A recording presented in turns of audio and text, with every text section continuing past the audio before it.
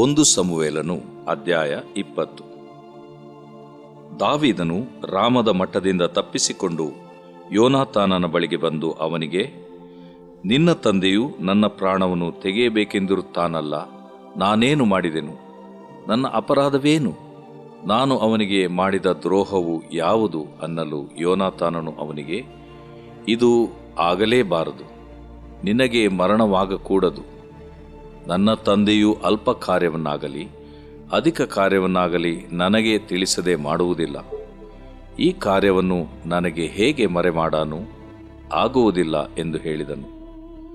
ಅದಕ್ಕೆ ದಾವೀದನು, ನಿನ್ನ ಕಣ್ಣು ಮುಂದೆ ನನಗೆ ದಯೆ ದೊರಕುತ್ತದೆಂಬುದನ್ನು ನಿನ್ನ ತಂದೆಯು ಬಲ್ಲನು. ಆದದರಿಂದ ಇದನ್ನು ಯೋನಾತಾನನಿಗೆ ತಿಳಿಸಿದರೆ ಅವನಿಗೆ ದುಃಖವಾಗುವುದೆಂದು ಮರೆಮಾಡುತ್ತಾನೆ. ನಿನ್ನ ಜೀವದಾಣೆ, ಯೆಹೋವನಾಣೆ, ನನಗೂ ಮರಣಕ್ಕೂ 1 ಗೇಣು ಮಾತ್ರ ಅಂತರವಿದೆ ಎಂದು ಖಂಡಿತವಾಗಿ ಹೇಳಿದನು. ಆಗ ಯೋನಾತಾನನು ದಾವೀದನಿಗೆ, ನಾನು ನಿನಗೋಸ್ಕರ ಮಾಡಬೇಕಾದದ್ದನ್ನು ಹೇಳು, ಮಾಡುತ್ತೇನೆ ಅಂದನು. ಅದಕ್ಕೆ ದಾವೀದನು, ನಾಳೆ ಶುದ್ಧ ಪಾಡ್ಯವು, ನಾನು ಅರಸನ ಪಂಕ್ತಿಯಲ್ಲಿ ಕೂತು ಊಟ ಮಾಡಬೇಕಾಗಿರುವುದು. ನೀನು ಅಪ್ಪಣೆ ಕೊಟ್ಟರೆ ನಾನು ಈಗಲೇ ಹೋಗಿ 3ನೇ ದಿನ ಸಾಯಂಕಾಲದವರೆಗೆ ಹೊಲದಲ್ಲಿ ಅಡಗಿಕೊಂಡಿರುವೆನು. ನಿನ್ನ ತಂದೆಯು ನನ್ನನ್ನು ಕುರಿತು ವಿಚಾರ ಮಾಡಿದರೆ ನೀನು, ದಾವೀದನು ತನ್ನ ಊರಾದ ಬೇತ್ಲೆಹೇಮಿಗೆ ಹೋಗಿ ಬರುವುದಕ್ಕೆ ಅಪ್ಪಣೆಯಾಗಬೇಕೆಂದು ನನ್ನನ್ನು ಬಹಳವಾಗಿ ಬೇಡಿಕೊಂಡನು. ಅವನ ಗೋತ್ರದವರು ಅಲ್ಲಿ ವಾರ್ಷಿಕ ಯಜ್ಞ ಮಾಡುತ್ತಾರಂತೆ ಎಂದು ಹೇಳು. ಅವನು ಆಗಲಿ ಎಂದರೆ ನಿನ್ನ ಸೇವಕನಾದ ನಾನು ಸುರಕ್ಷಿತನಾಗಿರುವೆನು. ಸಿಟ್ಟು ಮಾಡಿದರೆ ಅವನಿಂದ ನನಗೆ ಕೇಡು ಸಿದ್ಧವಾಗಿದೆಂದು ತಿಳಿದುಕೋ. ಸೇವಕನ ಮೇಲೆ ದಯವಿರಲಿ. ನೀನು ಯೆಹೋವನ ಸನ್ನಿಧಿಯಲ್ಲಿ ನನ್ನೊಡನೆ ಒಡಂಬಡಿಕೆ ಮಾಡಿಕೊಂಡಿಯಲ್ಲ. ನಾನು ಅಪರಾಧಿಯಾಗಿದ್ದರೆ ನನ್ನನ್ನು ನಿನ್ನ ತಂದೆಗೆ ಒಪ್ಪಿಸುವುದೇಕೆ? ನೀನೇ ಕೊಂದು ಹಾಕು ಎಂದು ಹೇಳಿದನು. ಯೋನಾತಾನನು ಅವನಿಗೆ, ಇದು ಆಗಲೇಬಾರದು. ನಿನಗೆ ನನ್ನ ತಂದೆಯಿಂದ ಕೇಡು ಸಿದ್ಧವಾಗಿದ್ದರೆ ಅದನ್ನು ನಿನಗೆ ತಿಳಿಸದಿರುವೆನೋ ಅಂದನು. ದಾವೀದನು, ನಿನ್ನ ತಂದೆಯು ಬಿರುನುಡಿಯಿಂದ ಉತ್ತರ ಕೊಟ್ಟರೆ ಅದನ್ನು ಯಾರ ಮುಖಾಂತರವಾಗಿ ತಿಳಿಸುವಿ ಎಂದು ಅವನನ್ನು ಕೇಳಲು, ಯೋನಾತಾನನು ಅವನಿಗೆ, ನಾವು ಅಡವಿಗೆ ಹೋಗೋಣ ಬಾ ಎಂದು ಹೇಳಿದನು. ಅವರಿಬ್ಬರೂ ಅಡವಿಗೆ ಹೋದ ಮೇಲೆ ಯೋನಾತಾನನು ದಾವೀದನಿಗೆ, ಇಸ್ರಾಯೇಲ್ ದೇವರಾದ ಯೆಹೋವನೇ ಸಾಕ್ಷಿ, ನಾನು ನಾಳೆ ಇಲ್ಲವೇ ನಾಡದು ನಿನ್ನ ವಿಷಯದಲ್ಲಿ ನನ್ನ ತಂದೆಯೊಡನೆ ಮಾತಾಡಿ ನಿನ್ನ ಮೇಲೆ ಅವನಿಗೆ ದಯವುಂಟೆಂದು ಗೊತ್ತಾದರೆ ಕೂಡಲೇ ನಿನಗೆ ತಿಳಿಯಪಡಿಸುವೆನು. ನನ್ನ ತಂದೆಯು ನಿನಗೆ ಕೇಡು ಮಾಡ ಮನಸ್ಸುಳ್ಳವನಾಗಿದ್ದಾನೆಂದು ಗೊತ್ತಾದರೆ ಅದನ್ನು ನಿನಗೆ ತಿಳಿಸಿ ನೀನು ತಪ್ಪಿಸಿಕೊಂಡು ಸುರಕ್ಷಿತನಾಗುವ ಹಾಗೆ ನಿನ್ನನ್ನು ಕಳುಹಿಸಿಬಿಡುವೆನು. ಹಾಗೆ ಮಾಡದಿದ್ದರೆ ಯೆಹೋವನು ನನಗೆ ಬೇಕಾದದ್ದನ್ನು ಮಾಡಲಿ. ಆತನು ನನ್ನ ತಂದೆಯ ಸಂಗಡ ಇದ್ದ ಹಾಗೆ ನಿನ್ನ ಸಂಗಡಲೂ ಇರಲಿ. ನೀನು ಯೆಹೋವನನ್ನು ನೆನೆಸಿ ನನ್ನ ಜೀವಮಾನದಲ್ಲೆಲ್ಲ ನನಗೆ ಕೃಪೆ ತೋರಿಸು. ನಾನು ಸತ್ತ ನಂತರ ನನ್ನ ಮನೆಯ ಮೇಲೆಯೂ ಶಾಶ್ವತವಾಗಿ ನಿನ್ನ ದಯವಿರಲಿ.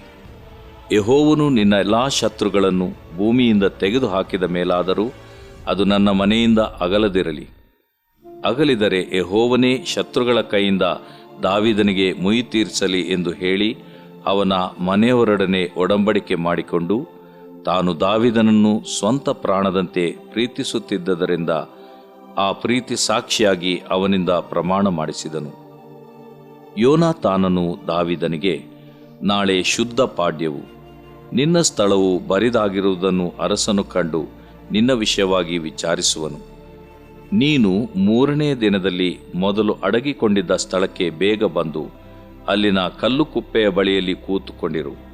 ನಾನು ಗುರಿಯಿಟ್ಟವನೋ ಎಂಬಂತೆ ಅದರ ಕಡೆಗೆ 3 ಬಾಣಗಳನ್ನು ಎಸೆದ ಕೂಡಲೇ ಅವುಗಳನ್ನು ತರುವುದಕ್ಕಾಗಿ ನನ್ನ ಆಳನ್ನು ಕಳುಹಿಸುವೆನು. ನಾನು ಅವನಿಗೆ, ಬಾಣಗಳು ಈಚೆ ಬಿದ್ದಿರುತ್ತವೆ, ಅವುಗಳನ್ನು ತೆಗೆದುಕೊಂಡು ಬಾ ಎಂದು ಹೇಳಿದರೆ ನೀನು ಬಾ. ಯೆಹೋವನಾಣೆ, ಯಾವ ಕೇಡು ಸಂಭವಿಸದೆ ಸುರಕ್ಷಿತನಾಗಿರುವಿ. ಆದರೆ ಬಾಣಗಳು ಆಚೆ ಬಿದ್ದಿರುತ್ತವೆ ಎಂದು ಹೇಳಿದರೆ ಹೊರಟು ಹೋಗು. ನೀನು ಹೋಗುವುದೇ ಯೆಹೋವನ ಚಿತ್ತವಾಗಿದೆ. ನಮ್ಮಿಬ್ಬರ ಒಡಂಬಡಿಕೆಗೆ ಯೆಹೋವನೇ ನಿತ್ಯ ಸಾಕ್ಷಿಯಾಗಿರುವನು ಅಂದನು. ದೇವರು ಪ್ರೀತಿಸುವ ಪ್ರೀತಿಯ ಬಿಗ್ ಜೆ ಟಿ ವಿ ಪ್ರಿಯ ವೀಕ್ಷಕರಿಗೆ ನಮ್ಮ ಕರ್ತನಾದ ಯೇಸು ಕ್ರಿಸ್ತನ ಹೆಸರಿನಲ್ಲಿ ನಿಮ್ಮನ್ನು ವಂದಿಸಿ ಸ್ವಾಗತ ಬಯಸುತ್ತಿದ್ದೇವೆ. ಇಂದಿನ ನಮ್ಮ ಅಧ್ಯಯನಕ್ಕೆ. ಇಂದಿನ ನಮ್ಮ ಅಧ್ಯಯನ 1ನೇ ಸಮುವೇಲ 20ನೇ ಅಧ್ಯಾಯ.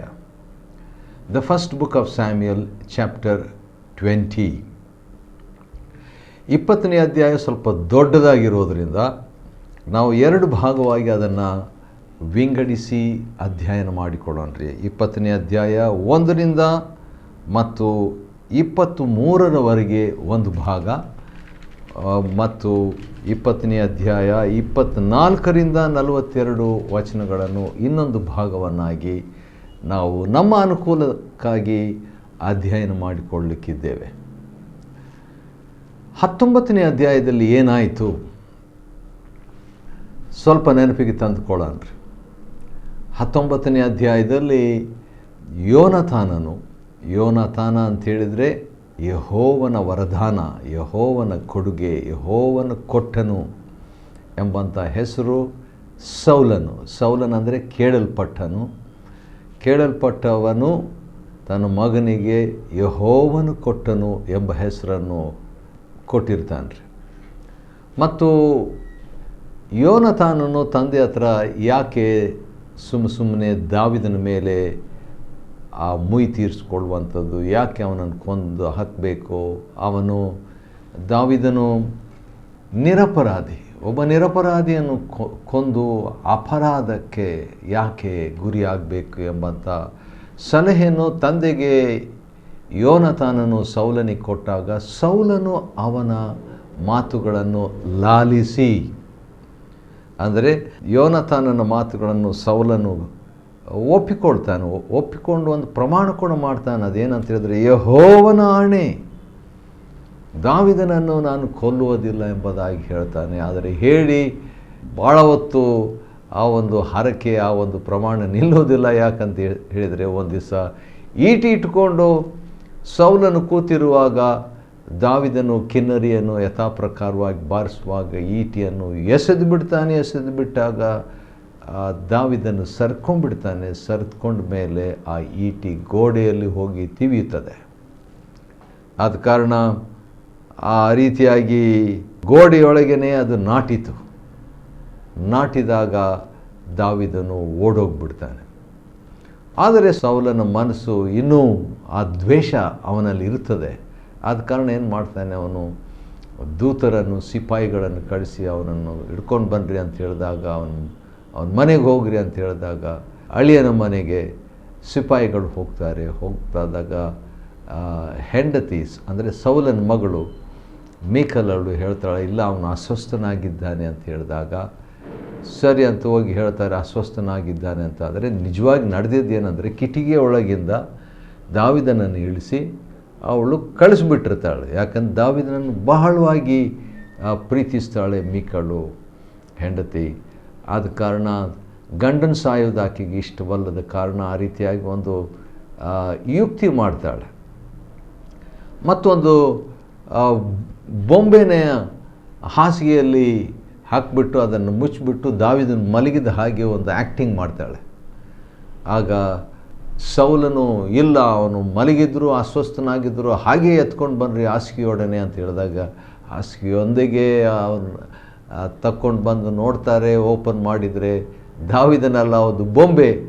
ಆದ ಕಾರಣ ಮಗಳೇ ಯಾಕೆ ಈ ರೀತಿಯಾಗಿ ಮಾಡಿದ್ದೆ ಅಂತ ಹೇಳ್ಬಿಟ್ಟು ಮೀಕಳ ಮೇಲೆ ಸೌಲನ್ನು ಕೋಪ ಮಾಡಿಕೊಂಡು ಕೇಳುವಾಗ ಮೀಕಳು ಅಡ್ಜಸ್ಟ್ ಮಾಡ್ತಾಳೆ. ಏನಂತ ಹೇಳ್ಬಿಟ್ಟು, ಇಲ್ಲ ನನ್ನ ಕೊಂದ್ಬಿಡ್ತೀನಿ ಅಂತ ಹೇಳ್ದ, ನನ್ನ ಕಳಿಸ್ದಿದ್ರಿ ಅಂತ ಹೇಳಿ ಅದಕ್ಕೆ ಕಳಿಸ್ಬಿಟ್ಟೆ ಎಂಬುದಾಗಿ ಹೇಳಿಬಿಟ್ಟು ಕಡೆಗೆ ದಾವಿದನು ರಾತ್ರಿಯಲ್ಲಿ ಓಡಿ ಹೋಗುವಾಗ ಎಲ್ಲಿ ಹೋಗಬೇಕು, ಜೀವಮಾನವೆಲ್ಲ ದಾವಿದನ ಒಂದು ಜೀವನ ಓಡಿ ಹೋಗೋದು, ಸೌಲನಿಂದ ಓಡಿ ಹೋಗೋದು, ಇಲ್ಲಿ ಹೋಗೋದು, ಅಲ್ಲಿ ಓಡೋಗೋದು, ಆ ರೀತಿಯಾಗಿ ಜೀವಮಾನೆಲ್ಲ ಓಡಿ ಹೋದಾಗ ಏನಾಯಿತು, ಭಾಳ ಟೈಮ್ ಅವನಿಗೆ ಸಿಕ್ತು. ಏನಾಯಿತು, ದೇವರ ಜೊತೆಗೆ ಸಮಯ ಕಳೀಲಿಕ್ಕೆ ಆಸ್ಪದವಾಯಿತು. ಏನಾಯಿತು, ಒಬ್ಬಂಟಿಗೆತನದಲ್ಲಿ ದೇವರ ಮೇಲೆ ಹತ್ಕೊಳ್ಬಂತೆ ಆಯಿತು. ಇನ್ನೇನಾಯಿತು, ಆ ರೀತಿಯಾಗಿ ಓಡಿ ಹೋಗಿ ಇದ್ದಂಥ ವೇಳೆಯಲ್ಲಿ ಕೀರ್ತನೆಗಳನ್ನು ದಾವೀದನು ಬರಿತಾನ್ರಿ. ಕೀರ್ತನೆಗಳಲ್ಲಿ ಬರೆದಂಥ ವ್ಯಕ್ತಿಗಳಲ್ಲಿನೇ ಹೆಚ್ಚು ಕೀರ್ತನೆಗಳನ್ನು ದಾವೀದನು ಬರೆದ. ಎಷ್ಟೊಂದು ಕೀರ್ತನೆಗಳು ಅನಾಮಧೇಯ, ಯಾರು ಬರೆದ್ರಂತ ಗೊತ್ತಿಲ್ಲ. ಆದರೆ ದಾವೀದನು ಸಾಕಷ್ಟು ಕೀರ್ತನೆಗಳು ಓಡೋಗಿದ್ದಾಗ ತನ್ನ ಅನುಭವಗಳನ್ನು ಹಾಡಿನ ಮೂಲಕವಾಗಿ ಬರಿತಾ ಇದ್ದಾನೆ.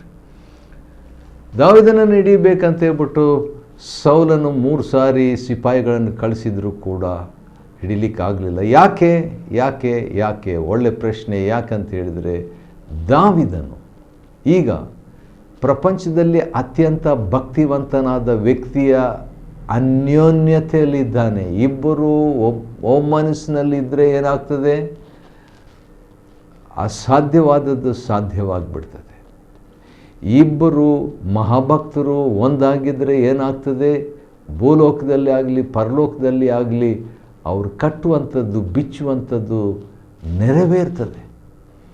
ಆದ ಕಾರಣ ಸಮುವೇಲನು ಮತ್ತು ದಾವೀದನು ಇವರಿಬ್ಬರು, ಅದರ ಜೊತೆಯಲ್ಲಿ ಪ್ರವಾದಿ ಮಂಡಳಿಯವರು ಅಥವಾ ಪ್ರವಾದಿಯ ಸಮೂಹದವರು, ಒಂದು ಬೈಬಲ್ ಕಾಲೇಜ್ ಸಮುವೇಲ್ ನಡೆಸ್ತಾ ಇದ್ದನು, ಸ್ಕೂಲ್ ಆಫ್ ಪ್ರಾಫಿಟ್ಸ್ ಅಂತ ಕೂಡ ಹೇಳ್ಬೋದು.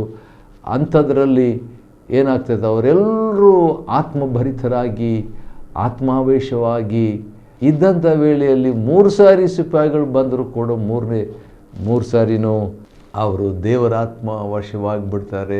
ಸೌಲನು ಬಂದಾಗ ಅವನು ಕೂಡ ಅದೇ ರೀತಿಯಾಗಿ ಅಂಥ ಒಂದು ಅನುಭವ ಆಗಿಬಿಡ್ತದೆ. ನೋಡ್ರಿ, ದೇವರ ಆತ್ಮನ ಶಕ್ತಿ ಕೊಲ್ಲಬೇಕು ಎಂಬ ಶಕ್ತಿಗೆ, ದ್ವೇಷ ಎಂಬ ಶಕ್ತಿಗೆ, ಅರೆಸ್ಟ್ ಮಾಡಬೇಕು ಎಂಬ ಶಕ್ತಿಗೆ, ಅನ್ಯಾಯ ಮಾಡಬೇಕು ಎಂಬ ಶಕ್ತಿಗೆ ವಿರುದ್ಧವಾಗಿ ಅದನ್ನು ನಲ್ಲಿಫೈ ಮಾಡಿ ಅದನ್ನು ಜಯಿಸುವಂಥ ಶಕ್ತಿ. ಯಾವ ರೀತಿಯಾಗಿ ಒಂದು ದೊಡ್ಡ ಕೋಣೆಯಲ್ಲಿ, ಕತ್ತಲಾಗಿರುವಂಥ ಕೋಣೆಯಲ್ಲಿ ಲೈಟ್ ಹಾಕಿದಾಗ ಆ ಕತ್ತಲು ಇಲ್ಲದೆ ಹೋಗುತ್ತೆ, ಹಾಗೆ ದೇವರ ಶಕ್ತಿ, ದೇವರ ಅಭಿಷೇಕ, ದೇವರ ಆತ್ಮ ಪ್ರಸನ್ನತೆಯಲ್ಲಿ ಕಾರ್ಗತ್ತಲು ಮನುಷ್ಯರ ಜೀವನದಲ್ಲಿ ಇದ್ದಾಗ್ಯೂ ಅವರನ್ನು ರೂಪಿಸುವಂಥದ್ದು ಆ ಶಕ್ತಿ, ದೇವರ ಶಕ್ತಿ. 20ನೇ ಅಧ್ಯಾಯ 1ನೇ ಸಮುವೇಲ 1ರಿಂದ ನಾವು 23 ವಚನಗಳನ್ನು ಅಧ್ಯಯನ ಮಾಡಿಕೊಳ್ಳೋಣ್ರೆ. ಅದರಲ್ಲಿ ಏನಿದೆ ಅಂತ ಹೇಳಿದರೆ, ದಾವೀದನು ಮತ್ತೆ ಓಡೋಗ್ಬಿಡ್ತಾನೆ. ನಾನು ಹೇಳಿದ್ನಲ್ಲ, ದಾವೀದನು ಓಡ್ತಾನೇ ಇದ್ದಾನೆ. ಮನೆಯಲ್ಲಿ, ಅರಮನೆಯಲ್ಲಿ ದಾವೀದನು ಮಿಕಾಲಲ್ಲೂ ಇದ್ದಾಗ ಏನಾಗ್ತದೆ? ಸೌಲನು ಹಿಡಿತಾನೆ ಎಂಬುದಾಗಿ ಕೊಂದುಬಿಡ್ತಾನಂತ ಹೇಳ್ಬಿಟ್ಟು ಆ ಹೆಂಡತಿಯ ಸಹಕಾರದಿಂದ ಮನೆ ಬಿಟ್ಟು ಓಡೋಗ್ಬಿಡ್ತಾನೆ. ಅರಮನೆ ಬಿಟ್ಟು ಹೋಗ್ತಾನೆ, ಓಡೋಗ್ತಾನೆ ಅಂತ ಹೇಳ್ಬೋದು. ಓಡಿಬಿಟ್ಟು ರಾಮದಲ್ಲಿ ಸಮುವೇಲನ ಮಠಕ್ಕೆ ಬಂದು ಇರ್ತಾನೆ. ಅಲ್ಲಿನೂ ಸೌಲನು ಅವನನ್ನು ಹುಡ್ಕೊಂಡು ಬರ್ತಾನೆ ಸಿಪಾಯಿಗಳೊಂದಿಗೆ ಅಂತ ಹೇಳಿದಾಗ ಮಠದಿಂದ ಏನು ಮಾಡಿಬಿಡ್ತಾನೆ, ಮತ್ತೆ ಓಡೋಗ್ಬಿಟ್ಟು ಈಗ ಎಲ್ಲಿ ಹೋಗಬೇಕು, ಮತ್ತೆ ಅರಮನೆಗೂ ಓಡಿ ಬರ್ತಾನೆ ರೀ ಅವನು. ಯಾಕಂದರೆ ತನ್ನ ಪ್ರಾಣ ಪ್ರಿಯನಾದಂಥ ಸ್ನೇಹಿತನು, ತನ್ನ ಆಪ್ತ ಮಿತ್ರನು, ಆ ಯೋನಾತಾನನು.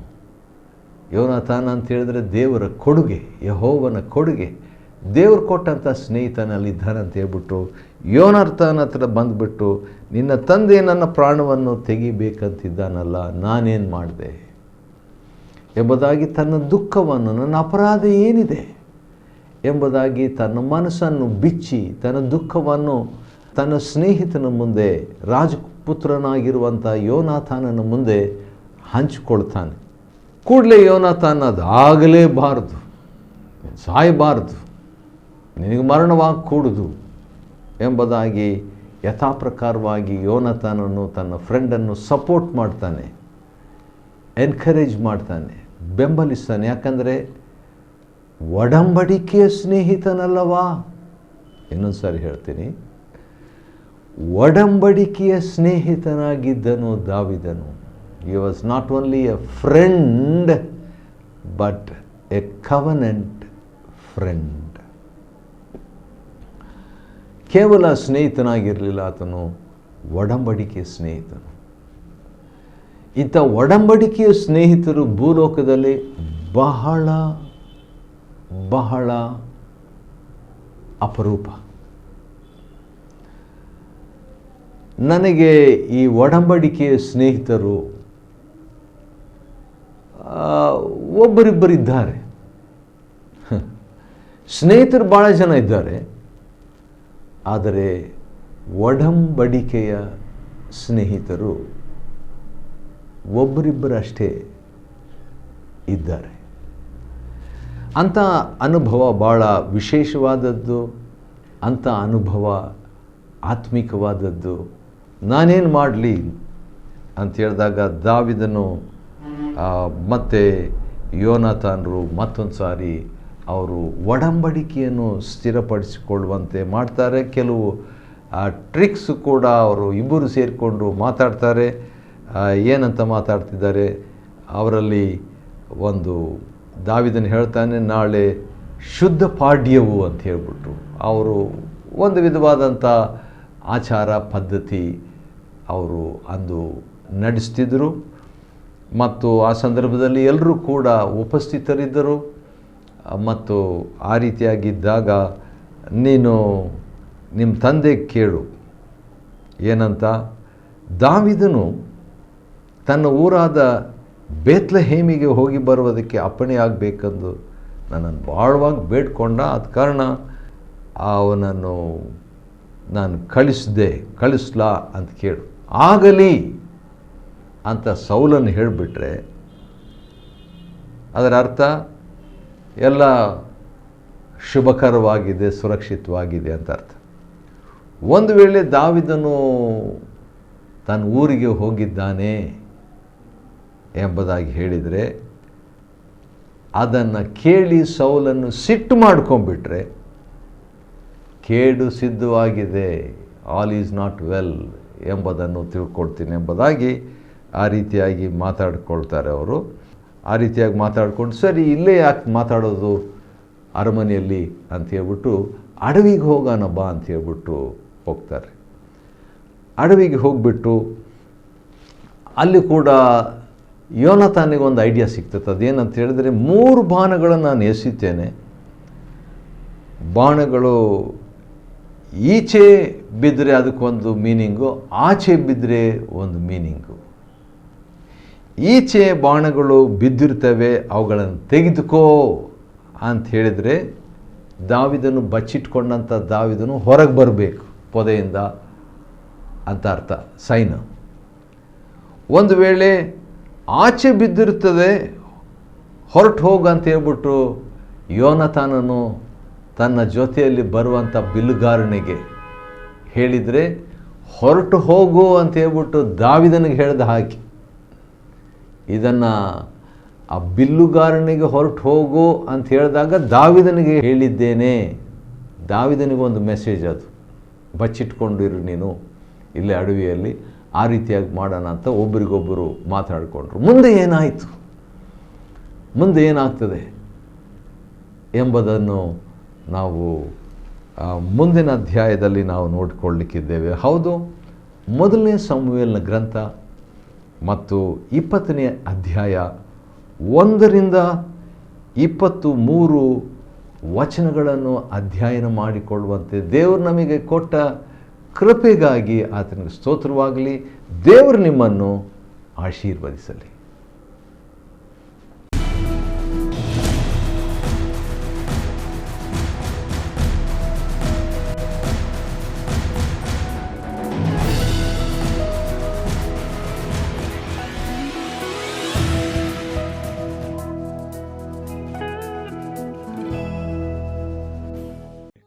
Chapter 20. And David fled from Naioth and Ramah, and came and said before Jonathan, What have I done? What is mine iniquity? And what is my sin before thy father, that he seeketh my life? And he said unto him, God forbid, thou shalt not die. Behold, my father will do nothing either great or small, but that he will shew it me. And why should my father hide this thing from me? It is not so. And David sware moreover, and said, Thy father certainly knoweth that I have found grace in thine eyes. And he saith, Let not Jonathan know this, lest he be grieved. But truly as the Lord liveth, and as thy soul liveth, there is but a step between me and death. Then said Jonathan unto David, Whatsoever thy soul desireth, I will even do it for thee. And David said unto Jonathan, Behold, tomorrow is the new moon, and I should not fail to sit with the kings at meat. But let me go, that I may hide myself in the field unto the third day at even. If thy father at all miss me, then say, David earnestly asked leave of me, that he might run to Bethlehem his city, for there is a yearly sacrifice there for all the family. If he say thus, It is well, thy servant shall have peace. But if he be very wroth, then be sure that evil is determined by him.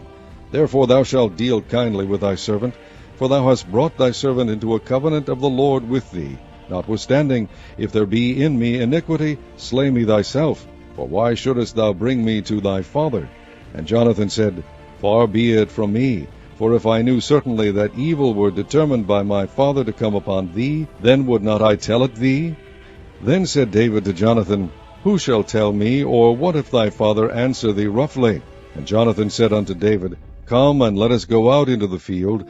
And they went out both of them into the field. And Jonathan said unto David, O Lord God of Israel, when I have sounded my father about tomorrow any time, or the third day, and behold, if there be good toward David, and I then send not unto thee, and shew it thee, the Lord do so, and much more to Jonathan. But if it please my father to do thee evil, then I will shew it thee, and send thee away, that thou mayest go in peace, and the Lord be with thee, as he hath been with my father. And thou shalt not only while yet I live shew me the kindness of the Lord, that I die not, but also thou shalt not cut off thy kindness from my house forever, no, not when the Lord hath cut off the enemies of David every one from the face of the earth. So Jonathan made a covenant with the house of David, saying, Let the Lord even require it at the hand of David's enemies. And Jonathan caused David to swear again, because he loved him, for he loved him as he loved his own soul. Then Jonathan said to David, Tomorrow is the new moon, and thou shalt be missed, because thy seat will be empty. And when thou hast stayed 3 days, then thou shalt go down quickly, and come to the place where thou didst hide thyself, when the business was in hand, and shalt remain by the stone Ezel. And I will shoot 3 arrows on the side thereof, as though I shot at a mark. And behold, I will send a lad, saying, Go, find out the arrows. If I expressly say unto the lad, Behold, the arrows are on this side of thee, take them. Then come thou, for there is peace to thee, and no hurt, as the Lord liveth. But if I say thus unto the young man, Behold, the arrows are beyond thee, go thy way, for the Lord has sent thee away. And as touching the matter which thou and I have spoken of, behold, the Lord be between thee and me forever.